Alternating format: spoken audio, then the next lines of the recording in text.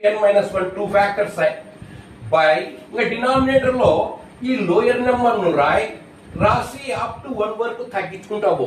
రెండులోంచి ఒకటి తీసి ఒకటి, రెండులోంచి స్టాప్ అయ్యావు, ఒకటికి స్టాప్ చేయి, ఒక్కొక్కటి తగ్గించుకుంటా రాసి. దాని ప్రకారం ఇది ఏం రాయొచ్చు? nc2 is equal to n into n minus 1 by 2 into 1 into x square by 3. ఇది సూత్రం ప్రకారం plus and so on plus n C n binomial coefficient లో upper number lower number equal అయితే దాని value 1. So 1 into x to the power of n by n plus 1. So ఇప్పుడు ఇక్కడ చూడండి 1 ఇప్పుడు ఈ ఎక్స్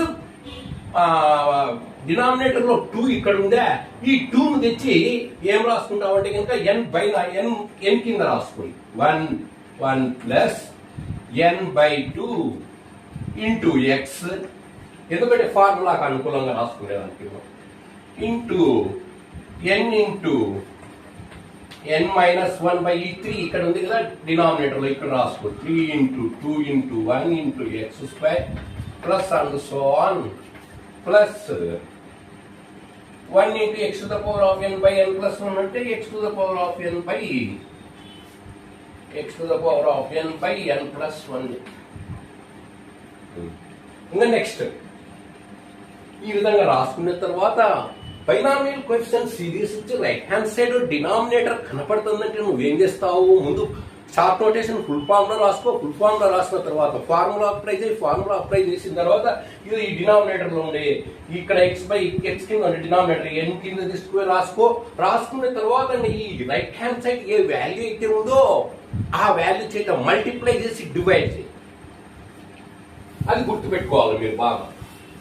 రైట్ హ్యాండ్ సైడ్ మనకి ఇక్కడ ఏముంది ఆన్సర్ లో n ప్లస్ 1 ఇంటూ ఎక్స్ ఉంది డినామినేటర్ లో, కాబట్టి ఆ n ప్లస్ 1 ఇంటూ ఎక్స్ చేత ప్రతి పదాన్ని కూడా మల్టిప్లై చేసి డివైడ్ చేయి.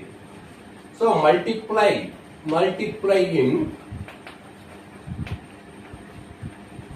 Multiplying and dividing each term by n plus 1 into x. So n plus 1 x చేద్దాం, దీన్ని మల్టిప్లై చేసి డివైడ్ చేయాలి రెండుగా. సో ఏం రాస్తాము next? n plus 1 into x by